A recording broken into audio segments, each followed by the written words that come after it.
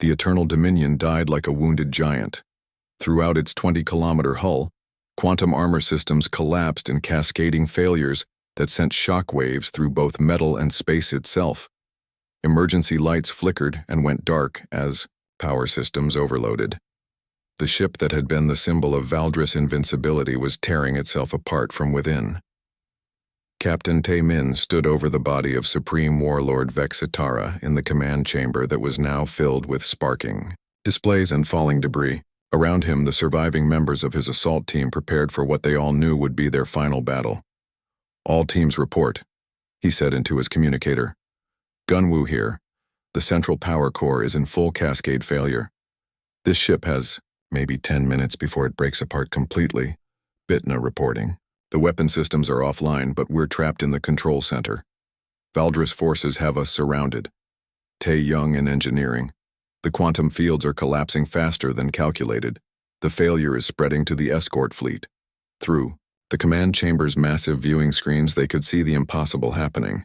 The Valdris escort ships, their armor systems connected to the Eternal Dominion's main generators, were losing their protective fields one by one. Ships that had been untouchable for decades were suddenly vulnerable to conventional weapons, and humanity was ready for them.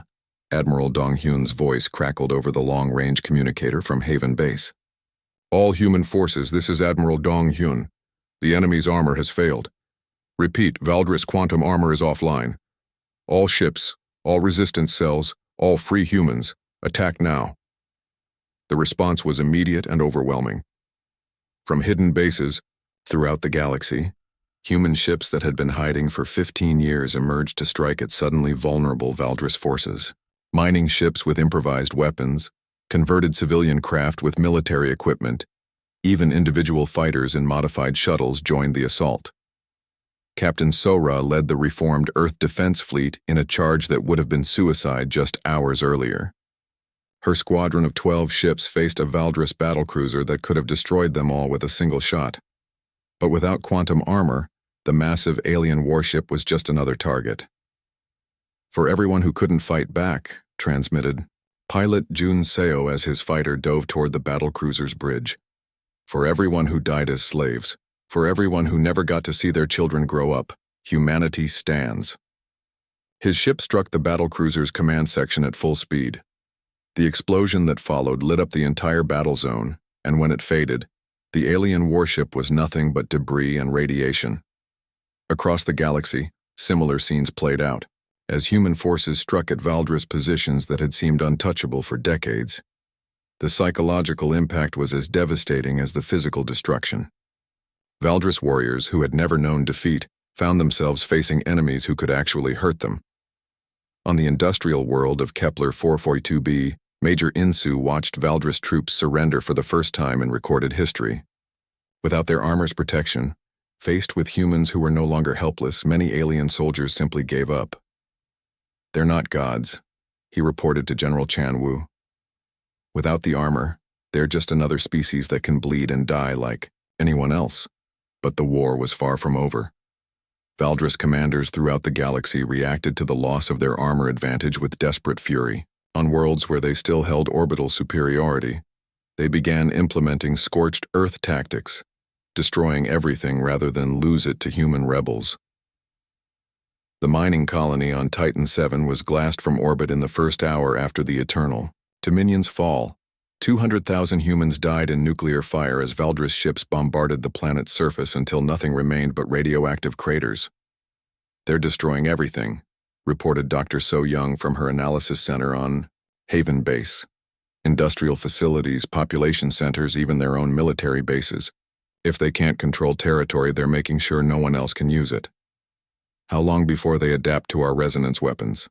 Admiral Dong-hyun asked. "Maybe days, maybe weeks. But sir, I don't think that matters anymore." So Young brought up a holographic display showing Valdris fleet movements throughout the galaxy. "Look at this. They're pulling back from forward positions. Some ships are heading for the galactic rim at maximum speed. They're running. The survivors are. But the ones staying behind are the fanatics. The ones who would rather die than accept defeat. This is going to get uglier before it gets better." The battle for Earth's solar system began 6 hours after the Eternal Dominion's destruction. A Valdris fleet of 40 ships, their armor systems hastily repaired with backup technology, arrived to find humanity's homeworld defended by the largest human fleet assembled since the conquest. The battle was brutal and decisive. Human ships, no longer facing invulnerable opponents, used tactics that had been impossible for 15 years. Ramming attacks, boarding actions, close-range firefights, all the desperate measures that had failed against quantum armor suddenly became viable options. Captain Na Young, who had piloted the stealth ship to the Eternal Dominion, led a squadron of modified civilian transports in a coordinated assault on the Valdris flagship. Her ship was destroyed in the attack, but not before she transmitted her final message to the human fleet. "Tell my family," she said as her ship broke apart around her, "that we won. Tell them that humanity is free." The psychological warfare was as important as the physical combat. Throughout the galaxy, news of the Eternal Dominion's destruction spread through both human and alien communication networks. Species that had been conquered by the Valdris decades earlier began their own rebellions. The Centauri Republic, extinct for 30 years, suddenly had survivor populations emerging from hidden colonies with ships and weapons they had kept secret. The Vegan Collective, thought completely destroyed, launched coordinated strikes against Valdris occupation forces throughout their former territory. But the most significant change was within human society itself. For the first time since the conquest, humans began to see themselves as something other than victims. President HFY, broadcasting from a rebuilt facility on Luna Colony, addressed the entire species with words that would be remembered for centuries. "We are not the same people who were conquered 15 years ago," she said. "We have learned that freedom is not given, it is taken. We have learned that no technology, no matter how advanced, can protect tyrants from the anger of those they oppress." The final battle took place where it all began, on Earth itself. A Valdris dreadnought, smaller than the Eternal Dominion but still massive by human standards, entered Earth's atmosphere for a direct assault on the planet's major cities. But Earth was no longer the helpless world the Valdris had conquered years earlier. The planet bristled with defense installations powered by captured Valdris technology and armed with resonance weapons. More importantly, it was defended by humans, who had nothing left to lose and everything to fight for. The battle raged for 3 days. The Valdris dreadnought's conventional armor could not withstand the concentrated firepower of Earth's defenses, but its crew fought with the desperation of fanatics who knew they faced extinction. When the dreadnought finally crashed into the Pacific Ocean, its death marked the end of organized Valdris resistance in human space. Scattered groups of alien ships continued to fight guerrilla actions for months, but the empire that had once controlled 73 star systems was effectively finished. 3 years later, Captain Taemin stood in the memorial garden on Haven Base, now transformed from a hidden military facility into a center of government for the Reformed Human Alliance. His face bore scars from his battle with Supreme Warlord Vexitara, but his eyes held something that had been missing for 15 years: hope. "The final Valdris holdouts surrendered yesterday," reported Colonel Min Ho, now serving as intelligence coordinator for the Galactic Liberation Council. "The war is officially over." "What about their technology?" Taemin asked. "The quantum armor systems?" "Banned by treaty," Min Ho replied. "Every species that participated in the liberation signed an agreement prohibiting the development or use of quantum armor technology. We've learned what happens when any one group becomes too powerful." The memorial garden contained the names of everyone who had died during the war, both the 15 years of slavery and the final desperate battle for freedom. Timon found the section dedicated to his assault team and placed a small flower at the base of each name. "They would have wanted to see this," he said quietly. "See what?" asked Dr. So Young, approaching through the garden paths. She now directed the Council's scientific research programs, focusing on defensive technologies rather than weapons. "This," Taemin gestured at the bustling activity around them.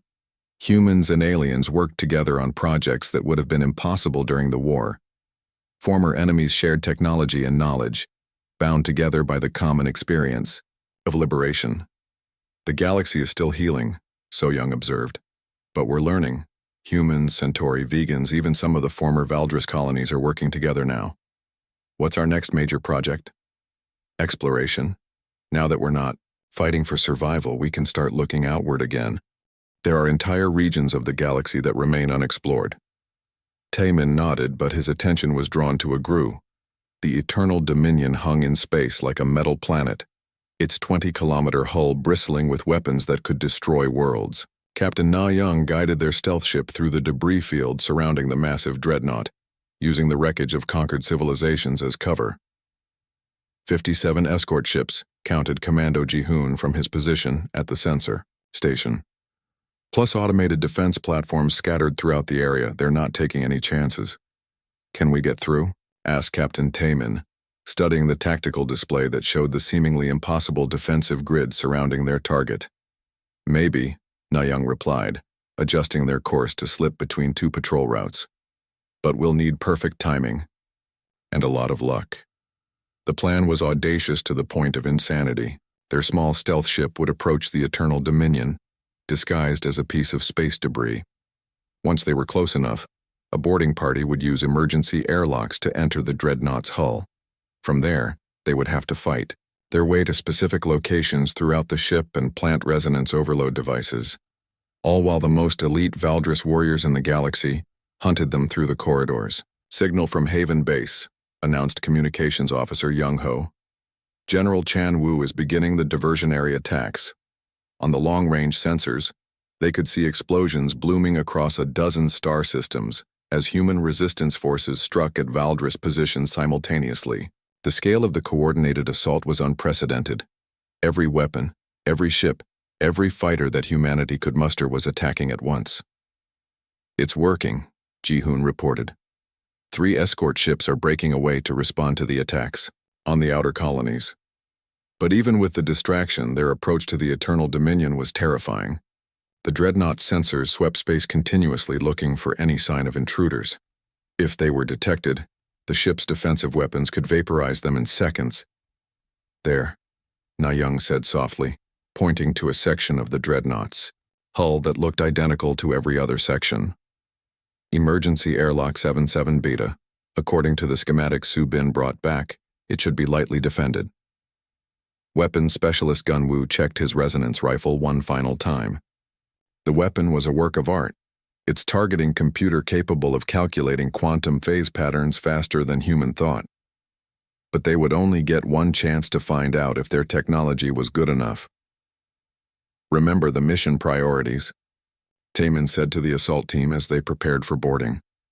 First priority is planting the overload devices in the central power core. Second priority is the command center. Everything else is secondary.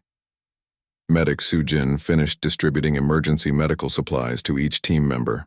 She knew that, once they were inside the dreadnought, there would be no possibility of evacuation or rescue.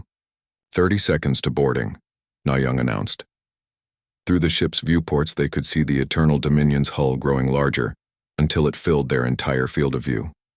The quantum armor plating seemed to ripple and flow, creating hypnotic patterns that hurt to look at directly. Docking clamps engaged, reported Engineer Tae Young. We're attached. The airlock cycle seemed to take forever. When it finally opened, they found themselves looking into a corridor that stretched away into darkness. Emergency lighting cast everything in a red glow that made the alien architecture look even more threatening. No immediate resistance, Ji-hoon whispered as he led the way into the ship. But that won't last long. They moved through the corridors like ghosts, using the technical specifications stolen from the shipyard to navigate the labyrinthine interior.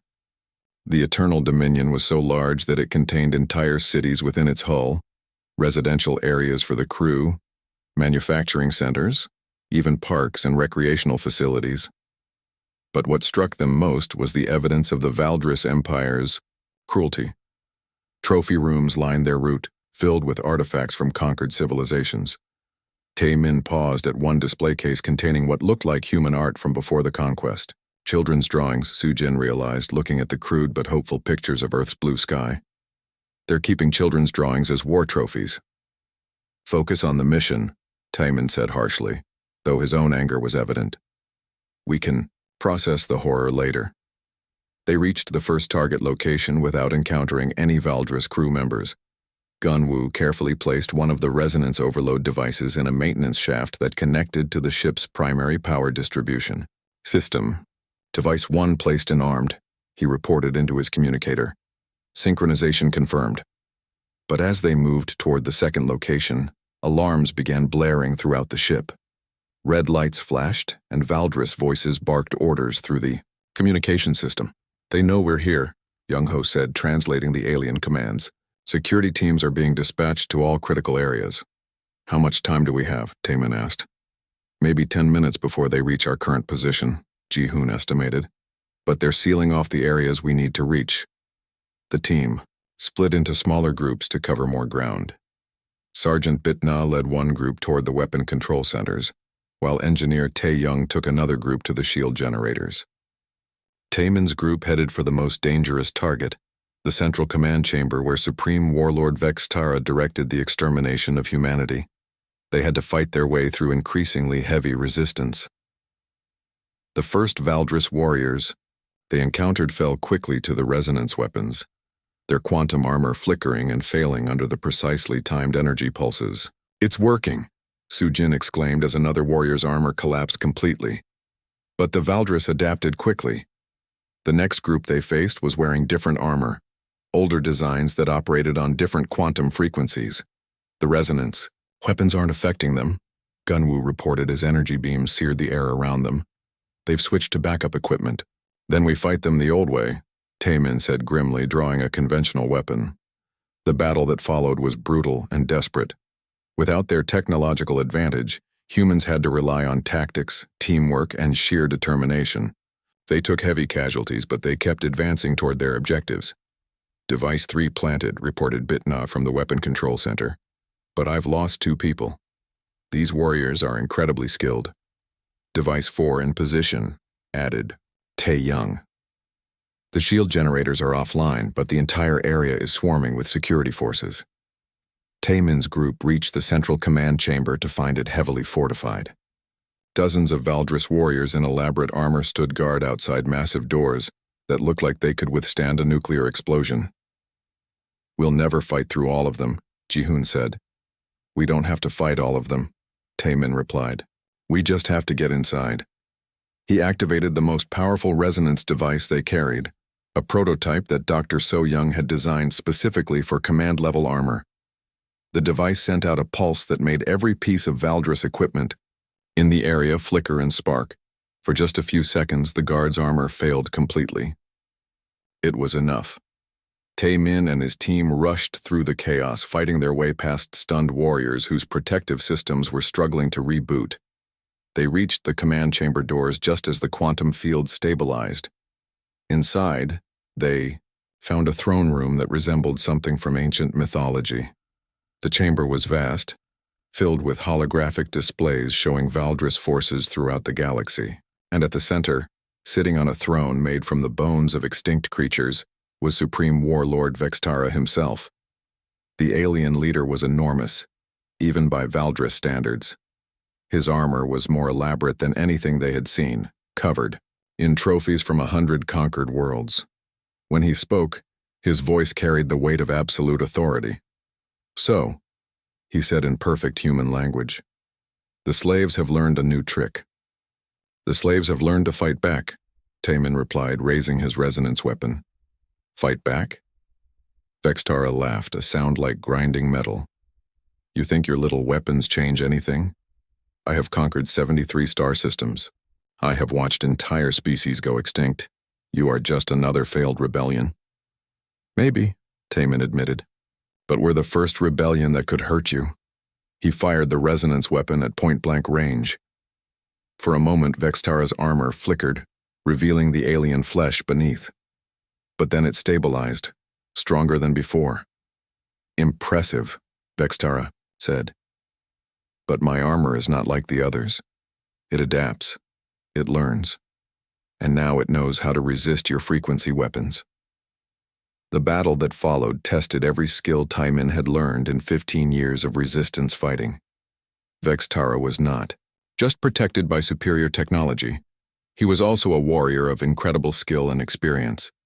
His weapons could cut through the ship's hull, and his armor made him nearly invulnerable. But Taimin had something the Valdris leader had never faced before: the desperation of someone with nothing left to lose.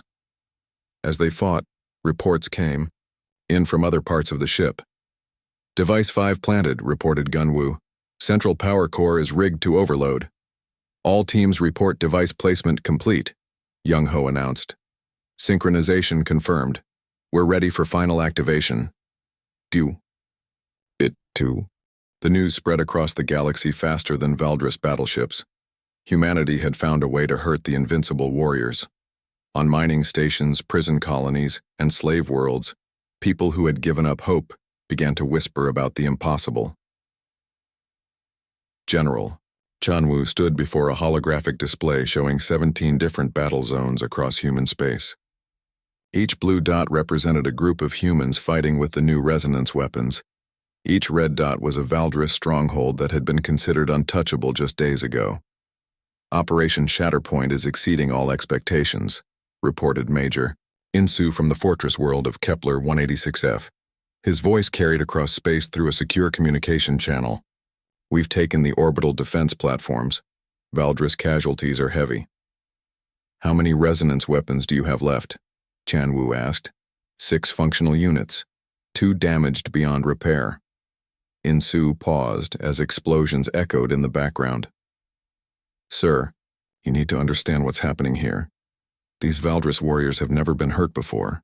When their armor fails, when our weapons actually hit them, they panic." "Explain." "They're not trained to fight without their invincibility. When they realize they can be killed, some of them just freeze up. Others go completely wild, attacking everything around them." Chanwu nodded grimly.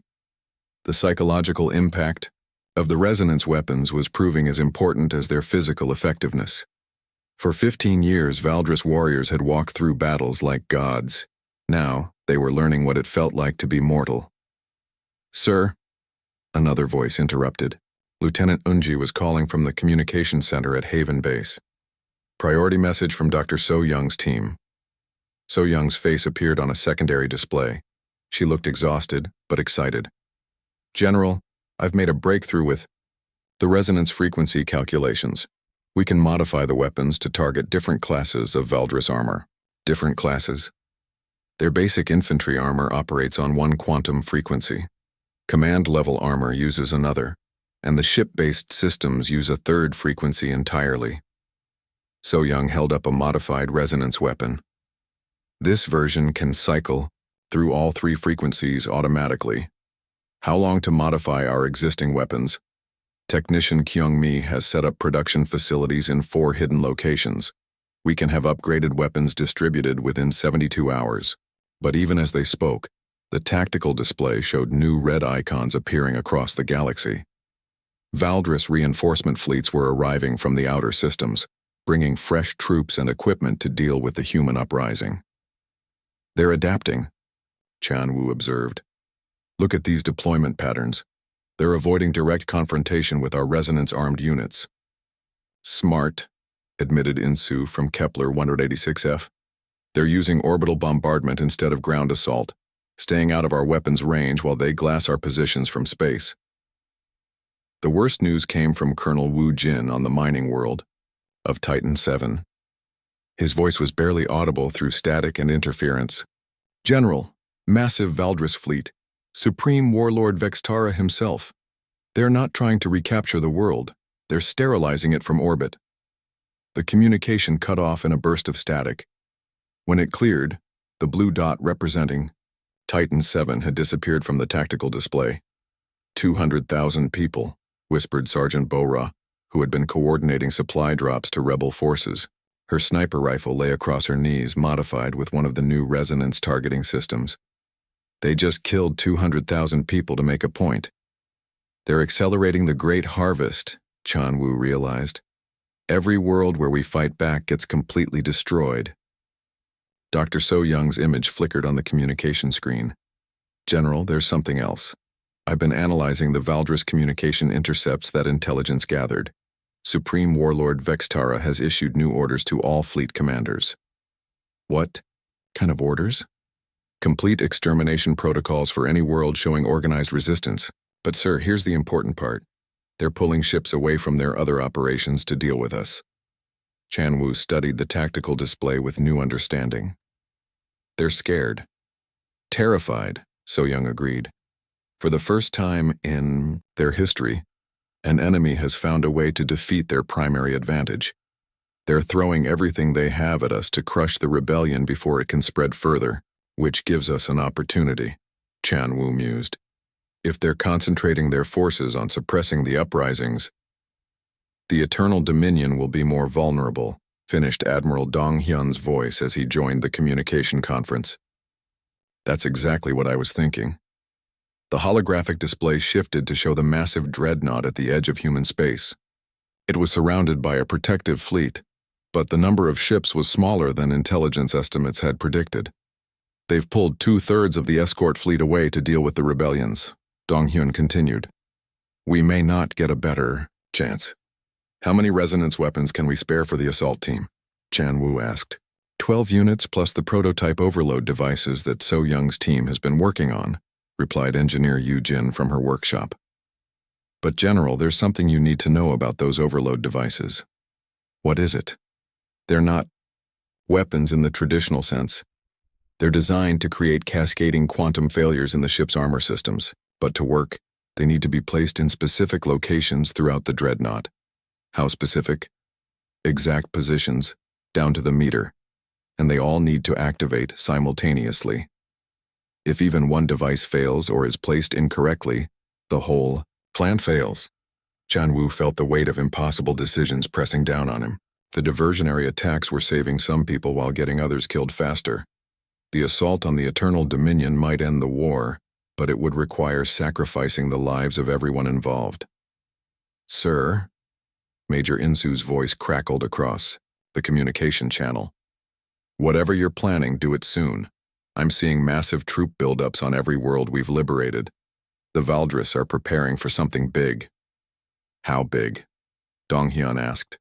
Enough ships to glass every human colony, simultaneously. They're not trying to recapture territory anymore. They want to wipe us out completely. Lieutenant Unji's face appeared on another screen, her expression grim. Sir, I've just decoded a high-priority Valdris transmission. Supreme Warlord Vexitara has set a deadline for the complete extermination of human resistance. When? 48 hours. After that, any world with human population gets sterilized from orbit. The command center fell silent as everyone absorbed this information. 48 hours to save billions of lives. 48 hours to either win the war or watch humanity become extinct. The assault team leaves in 6 hours, Dong Hyun announced. Full volunteers only, the mission will almost certainly be one way. I'm going, said Captain Taimin, who had been listening from his position at the tactical console. And me, added Lieutenant Hyunwoo. One by one, others volunteered. Sergeant Bora set down her rifle and stood up. My family died on Luna Colony 15 years ago. I've got nothing left to lose and everything to gain. Corporal Syoko, the explosives expert, raised his hand. Someone needs to place those overload devices. I know explosives better than anyone. Within an hour, they had a full assault team of 50 volunteers. Each person had their own reasons for accepting what was essentially a suicide mission, but they all shared one thing in common. They had watched too many people die under Valdris rule. Dr. So Young made one final modification to the resonance, weapons adjusting their frequency patterns based on data from the successful attacks. These should be able to penetrate even the advanced armor that Vextara's personal guard uses, she explained. Should? Asked Taemin. The Valdris are adapting. Their technology as fast as we are. There are no guarantees anymore. As the assault team made final preparations, reports continued flowing in from the battle zones. Some rebellions were succeeding beyond all expectations. On the agricultural world of New Eden, Human farmers with modified resonance weapons had defeated an entire Valdris garrison, but other worlds were paying a terrible price for their resistance. The industrial complex at Alpha Centauri had been completely destroyed from orbit, its 3 million inhabitants reduced to radioactive ash. "They're making an example of us," observed Captain Na Young, who would pilot the stealth ship carrying the assault team. "Every world that fights back gets destroyed completely, which means we can't fail." Taemin replied simply, "If we don't stop them at the source, they'll keep killing until there are no humans left." The assault team's stealth ship was a masterpiece of human engineering, built in secret over 5 years of careful preparation. It could slip past most Valdris sensors, but getting close to the Eternal Dominion would require more than just stealth. "We'll need a distraction," admitted weapons specialist Gunwoo as he loaded the resonance overload devices into the ship's cargo hold. "Something big enough to draw their attention away from us." "Leave that to me," said General Chan Woo. "I'm ordering simultaneous attacks on every Valdris position we can reach. They'll be too busy responding to all of them to notice one small ship." As the assault team boarded their ship, each member knew they were probably seeing Haven Base for the last time. Some wrote final messages to loved ones who might still be alive on distant worlds. Others simply sat quietly, preparing themselves for what was coming. Remember, Commander Subin checked her equipment one final time as their stolen transport ship approached the Valdris shipyards orbiting Proxima Centauri. The massive construction facility stretched for hundreds of kilometers in all directions, building the warships that kept the galaxy enslaved. "Sensor sweep coming up," whispered tech specialist Jae-hoon from his position at the communications console. His fingers danced over alien controls that he had learned to operate through months of careful study. "If our forged identification codes don't work, they'll work," Subin said with more confidence than she felt. Their transport had been captured 3 months ago and carefully modified to appear like a routine supply vessel. But the Valdris were not stupid, and their security protocols were strict. Scout Haewon crouched near the cargo hold, ready to activate their backup plan if things went wrong. The backup plan involved explosives and very little chance of survival. "Incoming transmission," Jae-hoon reported. He activated the ship's translation system and a harsh Valdris voice filled the cabin. "Supply vessel designation 74 Alpha 9. State your cargo manifest and destination." Jae-hoon had practiced this conversation dozens of times. In carefully pronounced Valdris words, he replied, "Quantum steel alloys for dreadnought construction. Manifest code 77 Beta 12. Destination: Construction Dock 43. Long seconds passed. Subin could feel sweat running down her back despite the ship's cool temperature. If the Valdris decided to board them for inspection, they would find 3 humans where there should be alien crew members. "Manifest confirmed," the voice finally said.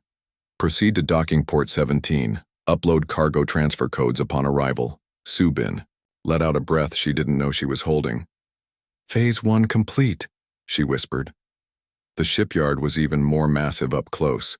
Dozens of Valdris warships in various stages of construction filled the docks. But dominating everything was a ship so large it seemed impossible, the Eternal Dominion. The dreadnought was nearly complete, its hull gleaming with the distinctive shimmer of quantum armor plating. "There she is," Haewon said softly. "The ship that will carry out the Great Harvest." "Not if we can help it," Subin replied. They docked at the designated port without incident. Jae-hoon uploaded the fake cargo codes while Subin and Haewon prepared their infiltration gear. They had studied the shipyard's layout for weeks, memorizing every corridor and service tunnel that might lead to the dreadnought. "Remember," Subin said as they prepared to leave the ship, "we have 6 hours before this transport is scheduled to depart.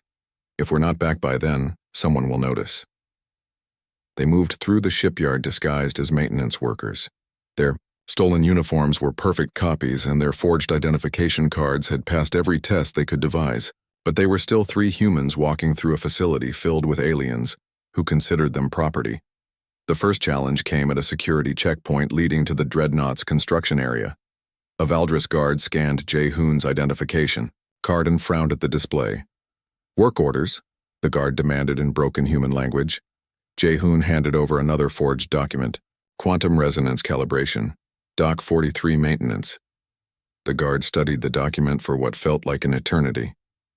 Subin could see Haiwan's hand moving slowly toward the concealed weapon at her belt.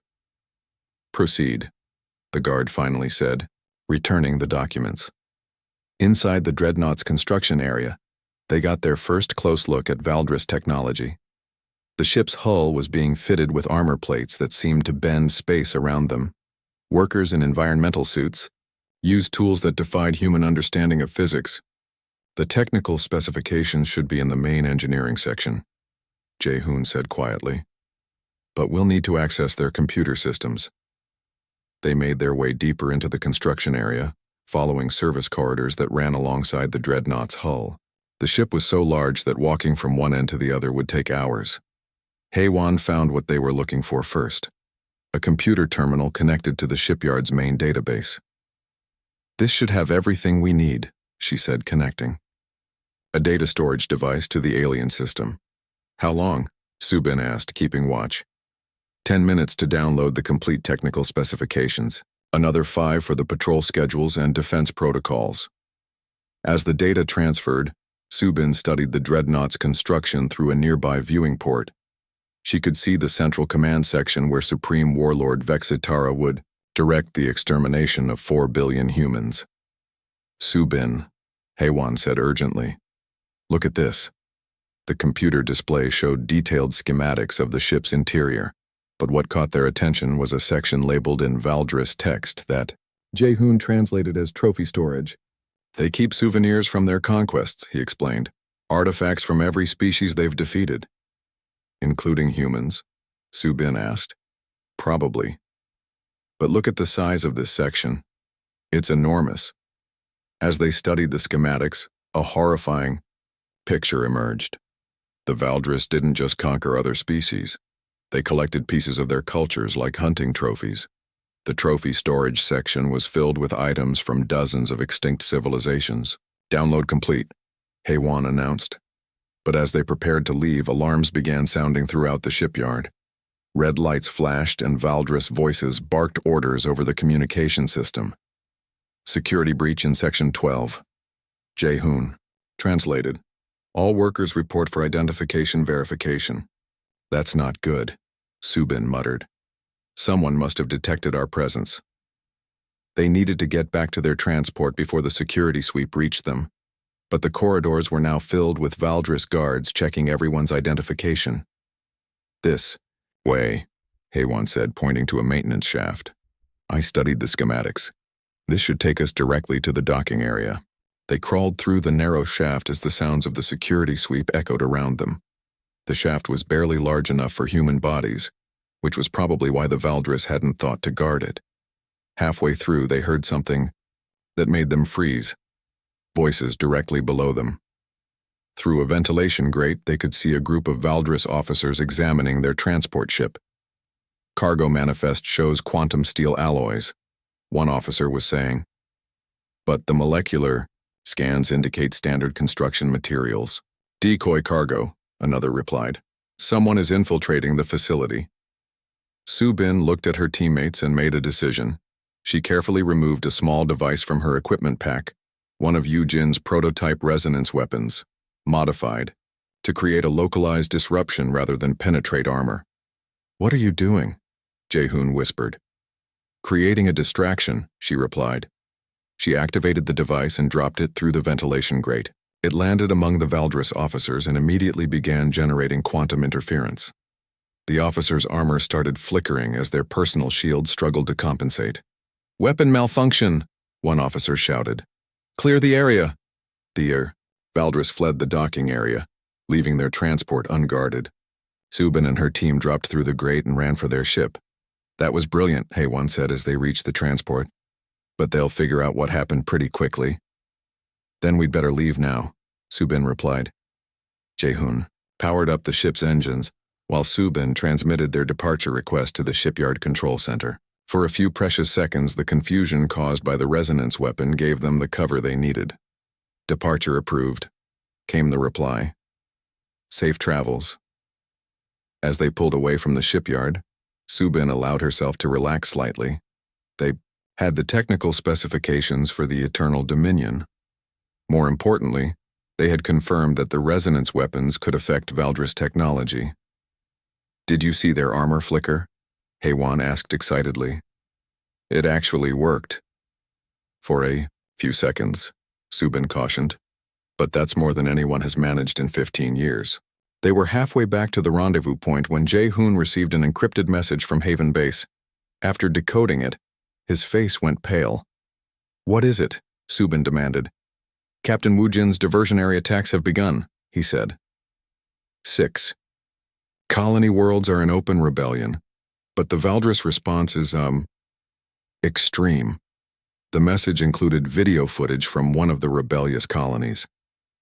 Subin watched in horror as Valdris orbital platforms fired on civilian settlements from space. Entire cities were being reduced to glass. They're not trying to suppress the rebellion, Haywan realized. They're implementing the Great Harvest early.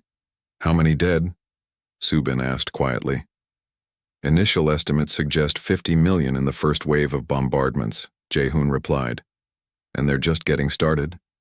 Subin stared at the tactical display showing Valdris fleet movements throughout human space. The aliens were mobilizing every available warship for systematic genocide. "Get me a communication link to Haven Base," she ordered. "Priority emergency." When Admiral Dong-hyun's face appeared on the screen, he looked like he had aged 10 years in the past few hours. "Subin, please tell me you have good news." "We have the technical specifications for the Eternal Dominion," she reported. "And we've confirmed that our resonance weapons can disrupt their armor. But, sir, the Valdris have accelerated their timeline." Deep in the asteroid belt, hidden inside a rock that looked like any other, Admiral Dong-hyun studied the holographic display floating above his desk. Red dots marked Valdris positions throughout the galaxy. Blue dots showed human settlements. There were far more red dots than blue ones. Haven Base had been carved out of this asteroid over 10 years of secret work. It was the largest human military facility left in existence, though that was not saying much. 300 people lived and worked in its tunnels, most of them refugees from conquered worlds. A soft knock on his office door interrupted his thoughts. "Come in," he called. Captain Taemin entered, followed by Dr. So-young and Lieutenant Hyun-woo. They had arrived from the mining station 2 days ago with news that had spread through Haven Base like wildfire. "Show him," Taemin said to So-young. So-young placed a small device on the Admiral's desk and activated it. A three-dimensional image appeared, showing the energy pattern of Valdris armor. "This is what their quantum phase technology looks like when it's working," she explained. "The armor shifts between our dimension and parallel ones millions of times per second, which makes it impossible to hit," Dong-hyun said. He had seen Valdris warriors in action before. Weapons passed through them like they were ghosts. "Not impossible," So-young corrected. "Just very difficult. Look at this." She pointed to tiny gaps in the energy pattern. "These are moments when the armor is fully in our dimension. They only last a few nanoseconds, but they happen in a predictable pattern." Engineer Yoo-jin leaned forward from her position at the workbench. She had been listening while pretending to work on a broken communication device. "You're saying we can predict when their armor is vulnerable?" "Yes. The quantum mechanics follow mathematical rules. If we know the starting pattern, we can calculate exactly when the gaps will occur." "But nanoseconds," Dong-hyun said slowly. "No human reaction time is that fast. No human-made weapon either." "That's where I come in," Yoo-jin said, setting down her tools. She was Haven Base's best engineer, having worked on Earth's defense systems before the conquest. "I've been thinking about this since So-young arrived. We need computer-controlled weapons that can fire at exactly the right moment." So-young nodded eagerly. "The targeting system would need to scan the armor's current phase pattern, calculate when the next gap will occur, and fire automatically. No human delay." "How long would it take to build something like that?" Taemin asked. Yoo-jin considered. "With our current resources, maybe 6 months for a prototype. Longer if we want enough weapons to make a real difference." "We don't have 6 months," said a new voice from the doorway. Colonel Minho entered, his face grim. He had been leading intelligence operations throughout Valdris space, gathering information through networks of human spies. What's happened? Donghyun asked. Minho activated a wall display showing intercepted Valdris communications. They're planning something called the Great Harvest. Based on what our people have overheard, it's a systematic extermination of human populations. Across 12 major colony worlds, the room fell silent. Even with everything they had endured, the scale of what Minho was describing was hard to accept. How many people? So Young whispered. 4 billion, Minho said quietly. They plan to keep only the most productive workers alive. Everyone else dies. When? Donghyun demanded. 3 weeks, maybe 4 at most. Yujin slammed her hand on the workbench. We can't build enough weapons in 3 weeks. Even if we work non-stop, we might manage a dozen prototypes. Then we don't fight their armies, Taimin said. Everyone looked at him. We cut off the head. Where do the orders for this great harvest come from? The Imperial Dreadnought Eternal Dominion, Minho replied. Supreme Warlord Vexitara commands the entire Valdris military from that ship. It's currently stationed at the edge of human space, probably coordinating the extermination. How big is this dreadnought? Hyunwoo asked. Minho brought up another display showing a massive ship that dwarfed anything humans had ever built. 20 kilometers long. Armor plating 3 meters thick. And that's before you consider their quantum armor technology. It's impossible, Yujin said flatly. Even if our weapons work, we'd need hundreds of them to damage something that large. And we'd have to get past whatever fleet is protecting it. Not necessarily, So Young said thoughtfully. She was studying the dreadnought schematics. Look at this central section. That looks like a massive power core. It is, Minho confirmed. Their ships are powered by quantum reactors, much more efficient than our old fusion technology. And quantum reactors are connected to quantum armor systems, So Young continued. If the armor generators are anything like the smaller versions we've studied, they might all be linked to that central power core. Yujin's eyes widened as she understood. You're talking about overloading the entire system, not just breaking through the armor, but making it collapse completely. The engineering would be incredibly complex, So Young warned. We'd need to create resonance weapons that could synchronize with the ship's quantum field patterns, and we'd need to plant them in exactly the right locations. How many people would we need to get aboard that ship? Donghyun asked. A small team, Taemin said. Too many people and we'd be detected immediately, but they'd have to be the best we have. This is suicide, Hyunwoo said bluntly. Even if we get aboard, even if the weapons work, we're talking about attacking the most heavily defended ship in Valdris space. Yes, Taemin agreed. It is suicide. But 4 billion people will die if we do nothing. Donghyun stood and walked to the display showing the dreadnought. He studied it for long minutes while the others waited. Finally, he turned back to them. We'll need 3 teams, he said. 1 to build the weapons, 1 to gather intelligence on the target, and 1 to carry out the mission itself. I'll lead the weapons team, Yujin said immediately.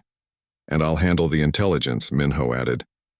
The mission team will be volunteers only, Donghyun continued. No one gets ordered to do this. It's too dangerous. I volunteer, Taemin said. And me, Hyunwoo added. We'll need more people, So Young said. Specialists in different areas. But sir, I request permission to go as well. I understand the quantum physics better than anyone. Donghyun shook his head. You're too valuable. If this fails, we'll need you to try again. If this fails, there won't be a second chance, So Young replied. 4 billion people, remember? Over the next few days, Haven Base became a center of frantic activity. Yujin's team worked around the clock designing the resonance weapons. They were unlike anything humans had built before, requiring precise quantum calculations and materials that were extremely difficult to obtain. Minho's intelligence team reached out to every human spy network in Valdris space. They needed detailed information about the Eternal Dominion's defenses, patrol schedules, and internal layout. Meanwhile, volunteers for the mission team came forward. Bora, a former sniper from Seoul, wanted revenge for her family's death.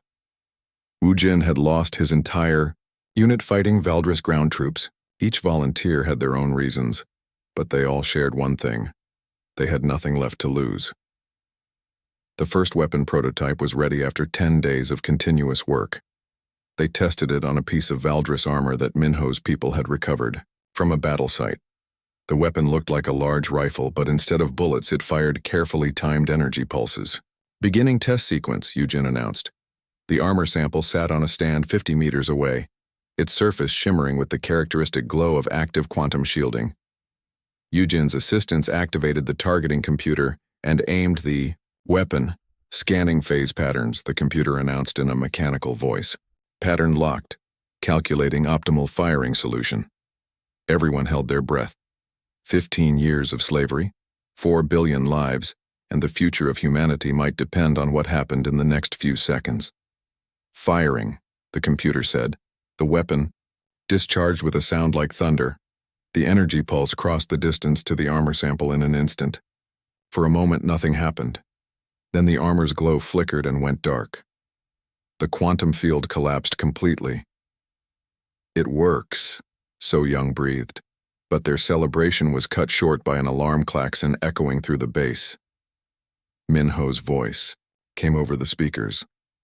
All personnel to emergency stations. Valdris patrol detected approaching our position. Through the base's sensors, they watched a small Valdris ship moving slowly through the asteroid field. It was scanning each rock methodically, looking for something. "They're searching for us," Dong-hyun said grimly. "Someone must have talked." "Or they detected our weapon test," Woo-jin suggested. The energy discharge was pretty large. The Valdris ship passed within 1,000 meters of their hiding place. Its sensors probed the asteroid surface, but the humans had been careful to disguise their presence. After an hour that felt like a lifetime, the ship moved on. "This confirms it," Dong-hyun said once the danger had passed. "We're running out of time. The Valdris are getting suspicious." "How long until the weapons are ready?" Tae-min asked. "We can have 12 resonance weapons finished in 1 week," Woo-jin replied. "Basic models, but they should work." "And the intelligence on the dreadnought?" "Still coming in," Minho said. "But I have enough for a preliminary mission plan." "Then we go in 1 week," Dong-hyun decided. "Ready or not." As the others dispersed to continue their work, the mining station shook as another Valdris patrol ship docked at the main port.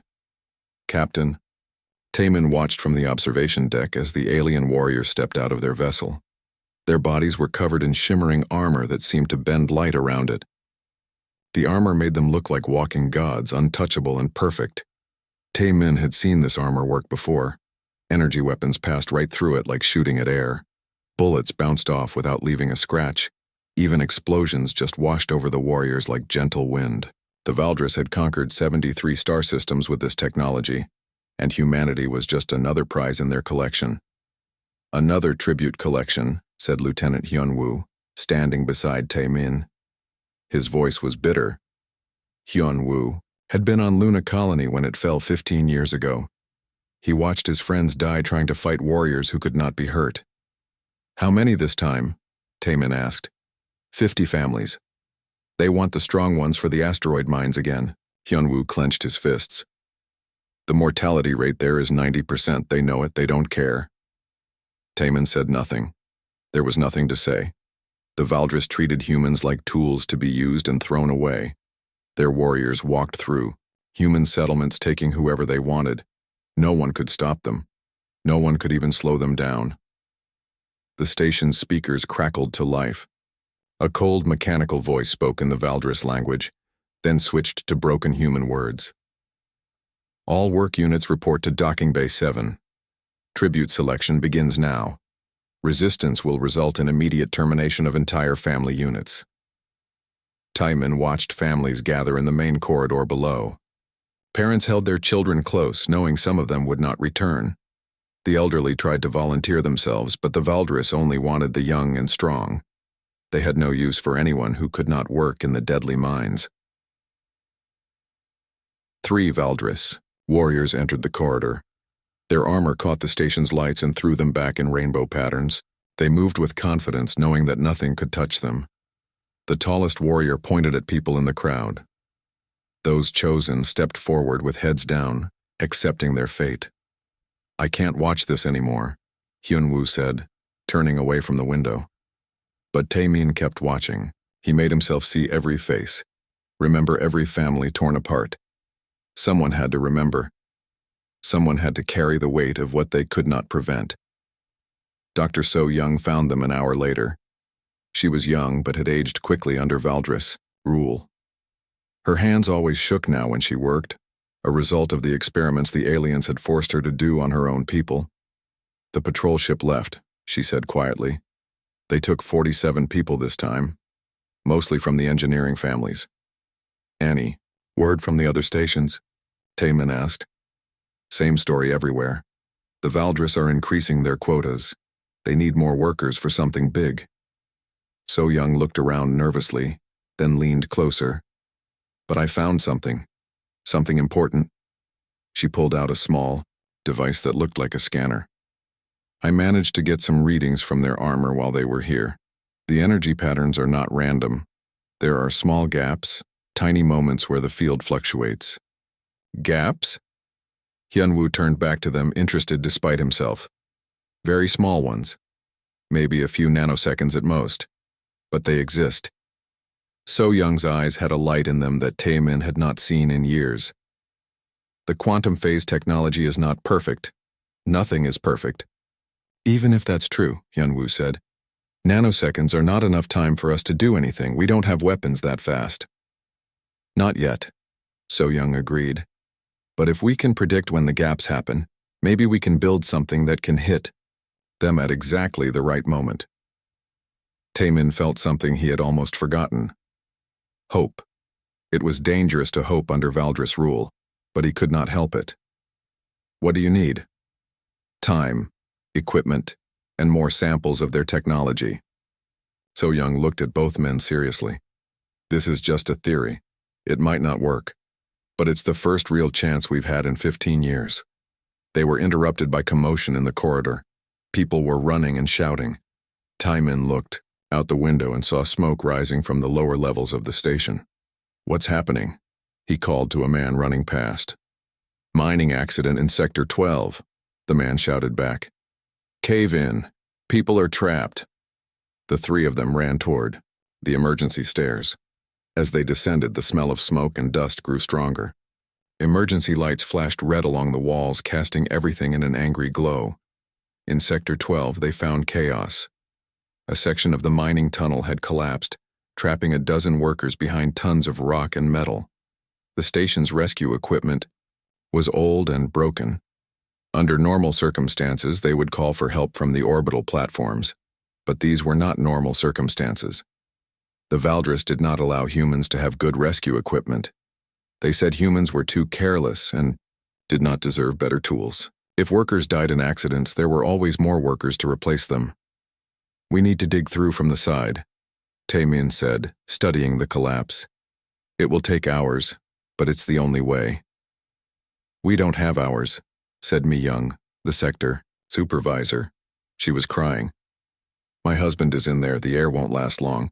So Young was scanning the debris with her device. Suddenly, she stopped and stared at the readings. "This wasn't an accident." "What do you mean?" Taemin asked. "The collapse pattern is too clean. And look at this." She showed them the scanner. "There are traces of Valdris technology in the rock. Someone used their equipment to cause this cave-in." "Why would they do that?" Hyunwoo demanded. "Maybe they found out about our resistance cell," Taemin said grimly. "This could be a warning, or a test." As they worked to rescue the trapped miners, Taemin's mind raced. If the Valdris knew about their activities, everyone on the station was in danger. But if they were just being paranoid, they might miss the chance So Young had discovered. It took 6 hours to reach the trapped workers. 3 had died from lack of air, but 9 survived. As they carried the injured to the medical bay, Taemin made a decision. "We're moving forward with your research," he told So Young, "whatever the risks. The equipment I need is in the restricted section," she said. "The Valdris keep all advanced technology locked away." Then we'll get it, Taemin said simply.